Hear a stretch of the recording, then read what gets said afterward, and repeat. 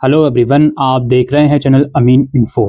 DU-SOL के PG admission 2026 के लिए स्टार्ट हो गए हैं। जी हां, आप लोग सही सुन रहे हो, लेकिन वीडियो को पूरा देखिए पहले, उसके बाद ही कुछ रिएक्ट कीजिएगा कमेंट सेक्शन में। सबसे पहले आपको यह समझना पड़ेगा, DU-SOL में इन कोर्सेज को ऑफर करा जाता है। MA के अंदर हिंदी, पॉलिटिकल साइंस, हिस्ट्री और संस्कृत। MCOM ऑफर किया जाता है। इसके अलावा MBA ऑफर किया जाता है और लाइब्रेरी लेवल पर bachelor and masters in library and information science और एक PG डिप्लोमा कोर्स ऑफर किया जाता है।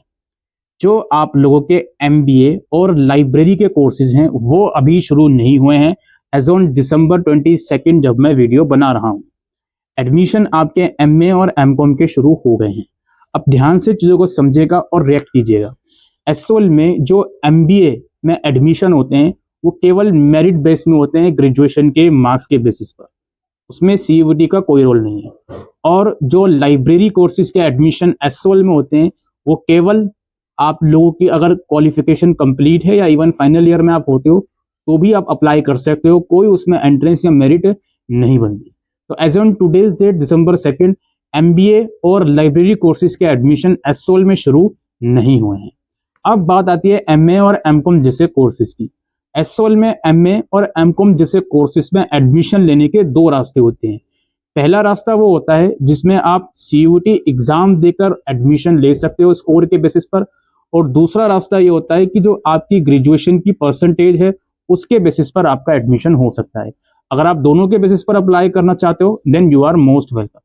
तो अब चूंकि CUET PG के फॉर्म निकल गए हैं जिसकी लास्ट डेट 14 या 15 जनवरी है, इसलिए मैंने आपसे कहा कि SOL में PG के एडमिशन यानी कि MA और MCOM में अगर आप एडमिशन लेना चाहते हो 2026 में, तो इट इज हाईली रिकमेंडेबल कि आप CUET PG का एग्जाम दीजिए 2026 में, जो कि मार्च में होगा, जिसके फॉर्म करंटली ओपन है 14 या 15 जनवरी तक। इस फॉर्म को भरिए अगर आप MA या MCOM में इनरोल करना चाहते हो, और CUET के स्कोर के बेसिस पर एडमिशन ले लीजिए। अब जो दूसरा रास्ता है मेरिट बेस्ड एडमिशन यानी कि ग्रेजुएशन के मार्क्स के बेसिस पर एडमिशन। अगर आपको खुद पर इतना कॉन्फिडेंट है कि आपको CUET की जरूरत नहीं है, आपके ग्रेजुएशन के मार्क्स इतने अच्छे हैं कि आपका एडमिशन हो ही जाएगा, तो भाई फिर आप लोगों की मर्जी है, CUET दीजिए या नहीं दीजिए। अगर नहीं दोगे तो मेरिट बेस के लिए आप डेफिनेटली एलिजिबल होगे। जो ऐसा स्टूडेंट है जो केवल और केवल मेरिट बेस में अप्लाई करना चाहता है, वो CUET नहीं देना चाहता, उनके लिए SOL के फॉर्म अभी नहीं खुले हैं। नंबर 2, जो अभी करंटली फॉर्म खुले हैं वो CUET के खुले हैं।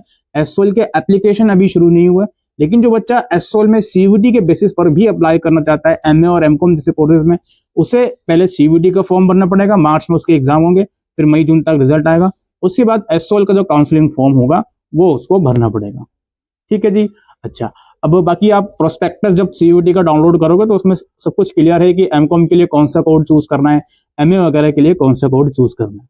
अब यहाँ पे SOL में जो एडमिशन होते हैं इसमें दो कैटेगरी के बच्चे होते हैं। एक तो कैटेगरी 2 होती है। कैटेगरी 2 वो बच्चों की होती है जिनका ग्रेजुएशन DU-SOL या NCVEP से है और सेम सब्जेक्ट में। लाइक अगर आप MA इन पोल साइंस करना जा रहे हो तो कैटेगरी 2 उन बच्चों की होती है जिन्होंने BA ऑनर्स पॉलिटिकल साइंस करा है, DU से करा है। और कैटेगरी 1 उन तमाम बच्चों की होती है जिन्होंने या तो BA प्रोग्राम DU या किसी और यूनिवर्सिटी से करा है, या इवन उन्होंने BA ऑनर्स पोल साइंस भी करा है लेकिन किसी दूसरी यूनिवर्सिटी से करा है, तो वो कैटेगरी 1 में आते हैं। ठीक है। इसके अलावा काफी बच्चों का सवाल लास्ट में ये आएगा कि सर मेरा मेरिट बेस में एडमिशन हो जाएगा या नहीं होगा, मुझे मालूम नहीं है, कितनी कट ऑफ जाती है मेरिट बेस की, आप थोड़ा आइडिया दे दीजिए ताकि मैं इस चीज पे अवेयर हो जाऊं कि मैं CUET के लिए अप्लाई करूं या नहीं करूं। देखो, मैं आपको वीडियो के शुरू में मैंने ये बात बोल दी कि हाईली रिकमेंडेड मैं आपको कर रहा हूं कि CUET के लिए अप्लाई जरूर करें, लेकिन फिर भी आप ये सवाल पूछोगे कि expected cut off merit base वालों की कितनी जाएगी, तो भाई इसमें आप इतना समझ लो, जो बच्चे कॉमर्स बेस MCOM के लिए अप्लाई करना चाहते हैं तो जनरल कैटेगरी वाले बच्चे ये समझें कि कम से कम 78 से 82% मार्क्स मिनिमम, बल्कि 78 भी छोड़ दो, 80% मिनिमम होनी ही चाहिए जनरल वालों की। और फिर OBC SC ST को थोड़ा थोड़ा आप 3-4% कम करते हुए चल लीजिए। वहीं जो MA इन पॉलिटिकल साइंस जैसा प्रोग्राम है इसमें भी आप लोग समझ लीजिए भाई 75 से कम बहुत मुश्किल है जनरल कैटेगरी के लिए। OBC के लिए भी 70 से 75 या इवन 76 चाहिए ही चाहिए, और बाकी SC ST के लिए भी उतनी बहुत कम रिक्वायरमेंट नहीं है, अराउंड उन्हें भी 68-72% चाहिए ही होंगे। एमए इन संस्कृत में अप्लाई करने वाले काफी कम होते हैं, तो उसमें जनरली सभी का एडमिशन हो जाता है अगर 60-65% भी आपके हैं। और एमए हिंदी में भी जनरली हो जाता है, लेकिन कट ऑफ एमए हिंदी में भी थोड़ी ज्यादा रहती ही है। ठीक है, एग्जैक्टली मैं नहीं बता सकता हूँ, हर साल का अलग क्राइटेरिया होता है, अलग मतलब अलग कट ऑफ बनती है। तो ये नहीं कि मैंने एक बात बोल दी तो वो पत्थर की लकीर हो गई, इस चीज को ध्यान रखें। बाकी एमए हिस्ट्री के अंदर भी कट ऑफ थोड़ी ज्यादा रहती ही है, 75 के आसपास जनरल वालों की रहेगी, इवन और ज्यादा हो सकती है अगर आप कैटेगरी 1 से हो, आपने बीए प्रोग्राम करा है।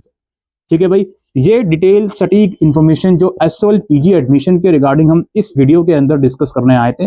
उम्मीद करता हूँ ये वीडियो आपको जरा भी यूजफुल लगी हो। वीडियो को प्लीज शेयर कीजिएगा, और फर्स्ट टाइम हमारे चैनल पर आए हैं तो मेक श्योर सब्सक्राइब जरूर कीजिएगा।